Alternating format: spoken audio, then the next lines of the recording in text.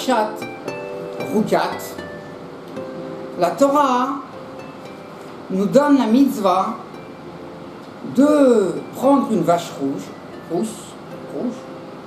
et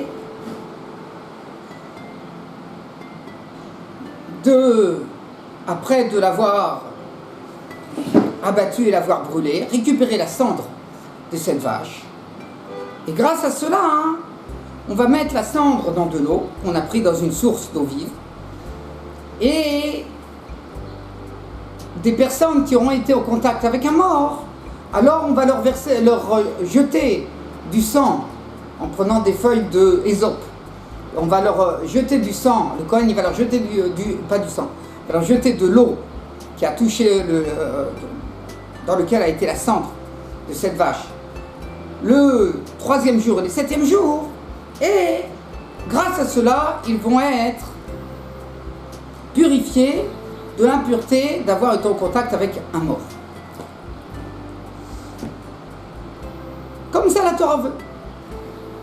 Pour se purifier de l'impureté d'avoir été avec un mort, donc on doit recevoir ces petites gouttes d'eau qui reviennent descendre de la vache rouge. Dans la Gemara Nida, à la page 70, au verso, on trouve que les gens de la ville d'Alexandrie, les habitants de la ville d'Alexandrie, ont posé 9 questions, 3 types de questions à Rabbi Yehoshua ben Radania quand il est arrivé dans leur vie. Un type de questions, c'était ce qu'on appelle des divrei borut, des choses, des 3 questions dans des choses idiotes. Alors, le Maharsha nous explique que ces choses idiotes, c'est pas si idiot que ça, c'est-à-dire c'est des choses qui concernent ce qui se passe dans ce monde-ci au niveau de comment marche la physique dans ce monde-ci. Ils ont posé la première question, la femme de Lot qui est devenue qui a été transformée en sel au moment où Lot il a fui avec sa femme de la ville de Sodome et que Akadosh Baruch Hu il a fait pleuvoir sur Sodome du sel. Alors est-ce que quelqu'un qui est en contact avec cette statue de sel, est-ce qu'il va être rendu impur par l'impureté d'un mort et qui doit se purifier de l'impureté des morts? Alors Rabbi Yehoshua ben Radania il a dit mais non, qu'est-ce que vous pensez que le corps il est resté intact et c'est simplement qu'elle a été recouverte de sel au moment où il y a eu la pluie de sel et là, sur la ville de Sodome? Non, ça s'est pas passé comme ça. Tout son corps il a été transformé en sel et donc il n'y a plus le corps initial, il n'y a que du sel, et du sel ça c'est pas considéré comme un mort, c'est du sel et donc ça ne rend pas impur. Non. La deuxième question qu'ils ont posée, ils lui ont posé le fils de la Shunamite que Elisha Hanavi, le prophète Elisha, il a ressuscité. Est-ce que quelqu'un qui va en son contact, il doit se purifier de l'impureté des morts? Pourquoi? Les gens d'Alexandrie pensaient que la vie qui lui a insufflé le prophète n'étant pas la vie initiale, donc c'est comme si le corps est habitué par un autre esprit, pas par l'esprit initial. L'esprit initial est déjà retourné vers Akadosh Baruch Hu. Et est-ce que la vie qui lui a été insufflée par le prophète, c'est une vie complètement indépendante, et donc le corps est considéré encore comme un corps mort par rapport la première neshama qui est sortie de ce corps-là, et donc le corps c'est un corps d'un mort, et donc il rend impur. Alors il dit non, qu'est-ce que vous pensez qu'il a amené une autre neshama? C'est pas vrai, il a ramené la première neshama dans le corps, et le Maharsha nous dit, puisque c'est ainsi, donc il n'est pas considéré comme mort. La troisième question qu'ils ont posée les gens d'Alexandrie à Rabbi Yoshua ben Hanania, c'est au moment de la résurrection des morts, au moment où le Mashiach, le Messie, va arriver. Il va ressusciter les morts. Est-ce que ces morts-là, est-ce qu'on va devoir les purifier de l'impureté des morts? Alors Rabbi Yoshua ben Hanania, il leur a répondu, puisque Moshe Rabbeinu, il va arriver avec eux, alors on posera la question à Moshe Rabbeinu. On a l'impression de cette Gemara que Rabbi Yoshua ben Hanania ne savait pas si oui ou non on devra leur faire donc les purifier avec la cendre de la vache rousse. Ça ne va pas.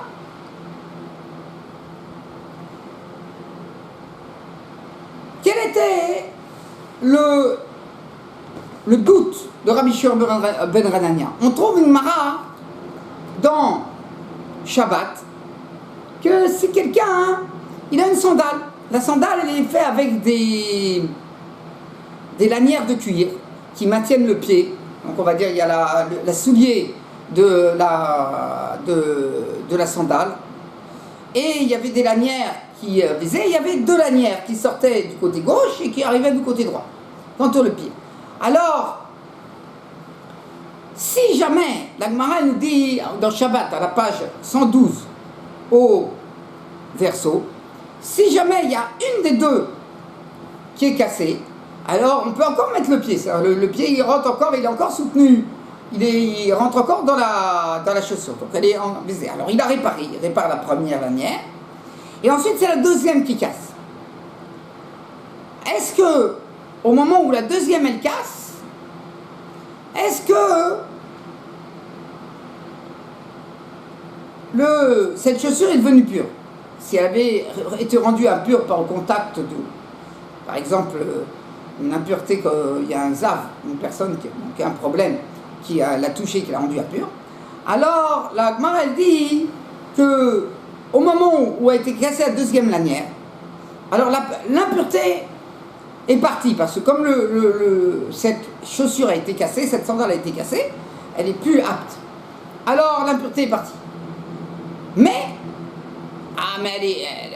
la chaussure, elle n'est pas complètement cassée, parce que on voit que la première lanière, il l'a réparée, donc maintenant c'est la deuxième lanière qui a cassé.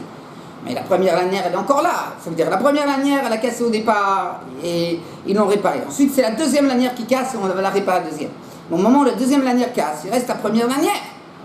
Donc on peut encore mettre le pied. En fait, la chaussure, elle est toujours utilisable. Elle a toujours été utilisable. Alors, on dit oui, mais comme c'est pas la même chaussure, puisque maintenant on a réparé les deux lanières, au moment où la deuxième lanière elle a cassé, donc la chaussure en fait elle tenait grâce à la réparation de la première lanière, donc ça veut dire que c'est comme si c'était pas la première chaussure. Bien que la chaussure est encore, cette sandale elle est encore effective, alors ça veut dire que c'est ce qu'on appelle, c'est une nouvelle chaussure. Alors donc comme c'est une nouvelle chaussure, l'impureté est partie, mais puisque elle a toujours été opérationnelle, on a toujours pu s'en servir de cette chaussure, de cette sandale. Alors, c'est comme si l'impureté de l'ancienne chaussure, elle a touché la nouvelle chaussure, et donc, elle l'a transmise une partie de cette impureté, et donc, on devra quand même la purifier, cette chaussure. On ne va pas dire que du fait qu'elle a été cassée, elle est complètement pure. C'est pas vrai, elle a eu comme un contact en elle-même. Alors, on dit la même chose, on pourrait dire la même chose. Le mort, au moment où il ressuscite, au moment où la vie elle vient, il a eu comme s'il avait eu un contact avec lui-même au moment où il était mort. Et donc c'est comme s'il a eu touché un mort, et donc on devra le purifier de cette impureté qu'il a reçue au moment où il a touché son propre corps, au moment où il était mort, au moment où la vie elle rentre. Peut-être c'est comme ça, ou bien c'est différent. Quand sa vie elle rentre, c'est comme si on avait quelque chose de complètement nouveau. Pas de complètement nouveau. C'est comme si c'était lui-même qui revenait, comme si il s'est réveillé d'un long sommeil.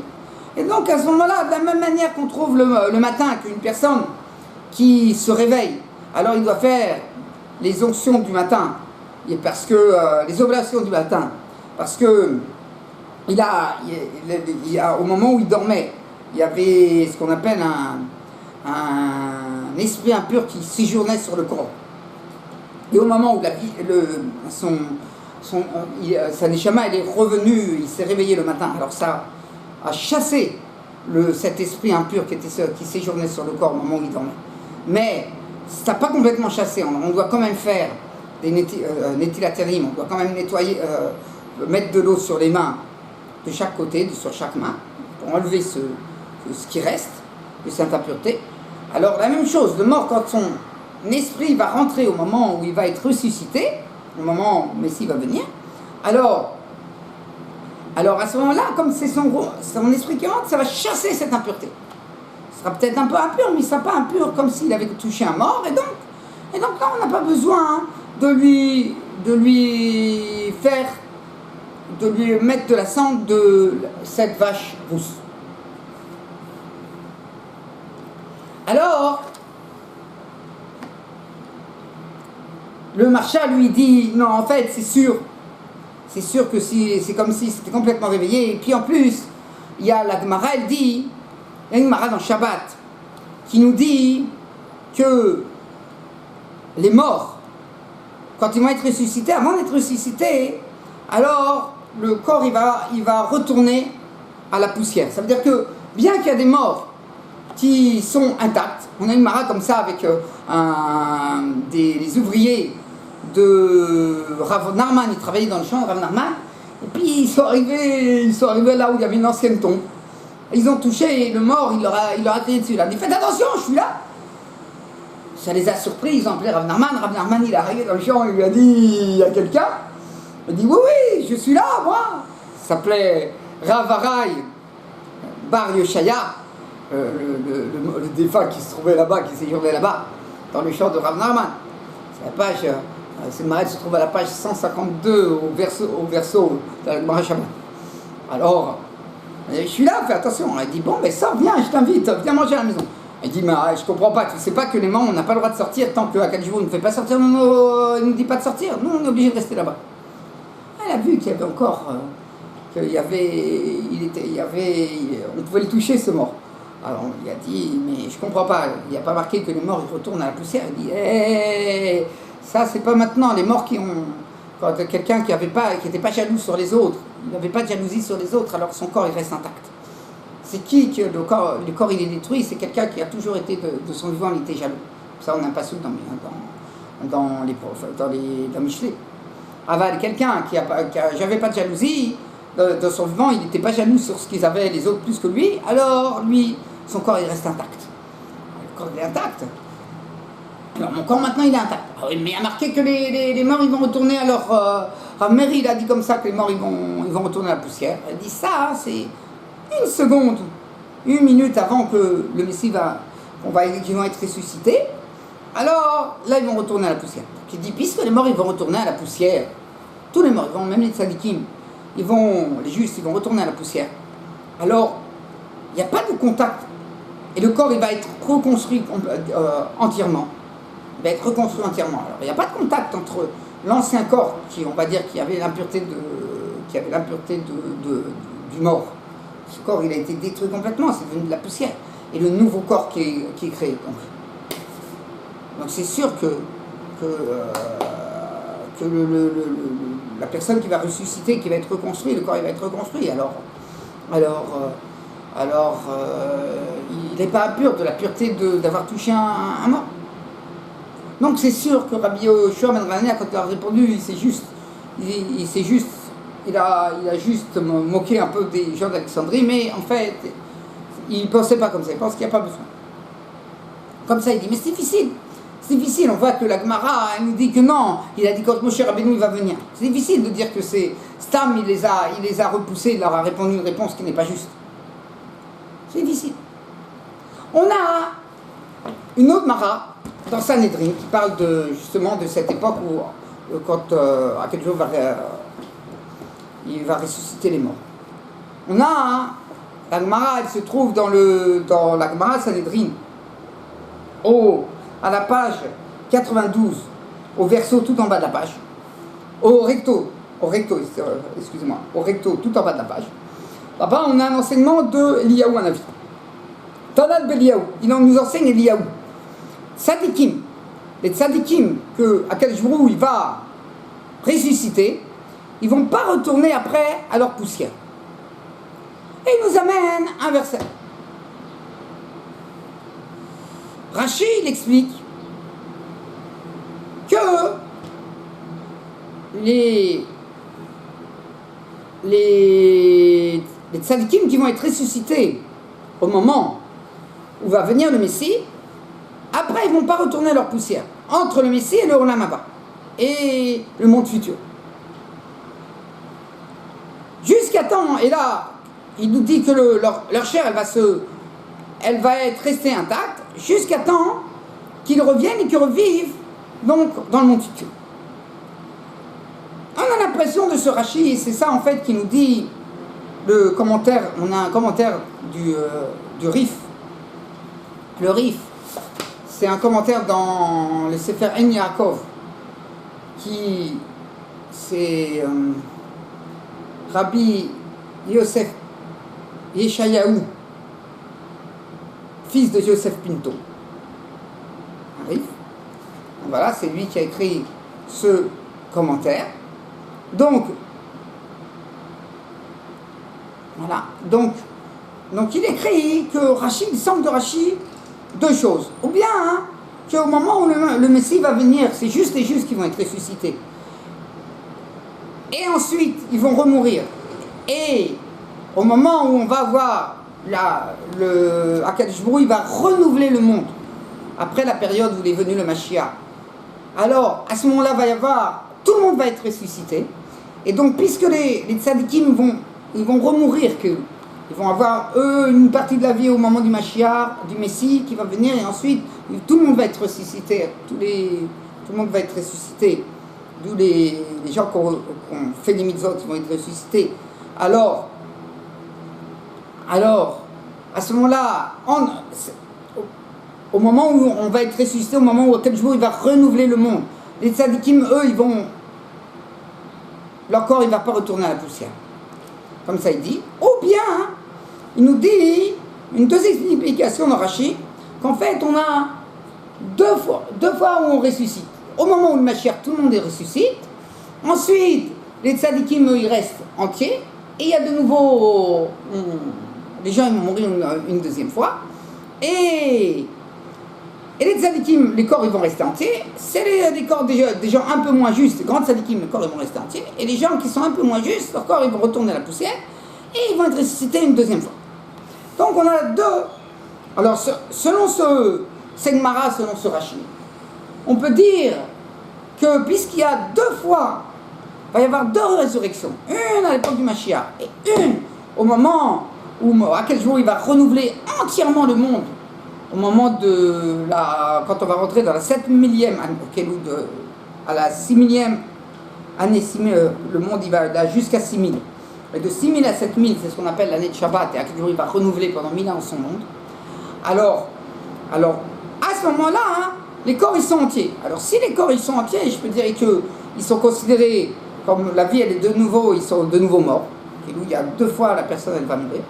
Alors à ce moment-là, il y a une impureté et quand ils vont ressusciter, puisque le corps il était intact, donc là, la vie quand elle va revenir, alors il va toucher son propre corps qui était intact au moment, qui est resté intact au moment où il était où il était considéré comme décédé. Et donc on va devoir le purifier au moment après que Akadosh Baruch Hu ait renouvelé le monde. Ou bien on peut dire que non. À ce moment-là, c'est considéré simplement qu'ils étaient en grand sommeil, puisque le corps il reste intact, c'est un sommeil. Et donc ils ne sont pas considérés comme ici, ils étaient morts vraiment.